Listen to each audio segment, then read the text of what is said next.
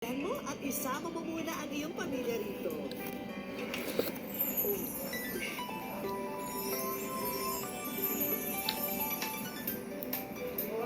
Wish ko lang. At mula sa amin sa Wish Ko Lang, narito ang groceries, mga damit, laruan para kay Bunso at gamit sa bahay. Pero teka, mukhang mas na-excite si Raymond sa isang nakita. STI Keep of Own Pledge. Maraming salamat po sa STI. Saka po sa GMA, lalo po sa Wish ko lang. Maraming salamat po.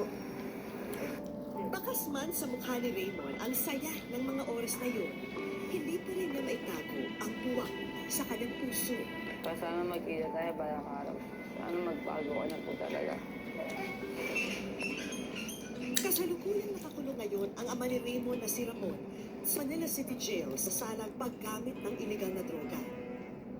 At sa bawat araw niyang pamamalagi rito, wala rin siyang ibang dinasal kundi makita muli ang kanyang pamilya. Yung mga anak ko po, mahal na mahal po sila.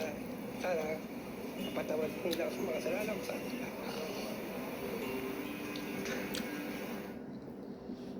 So yun po guys. Kain po tayo ng dinner. Kayo, anong dinner nyo guys?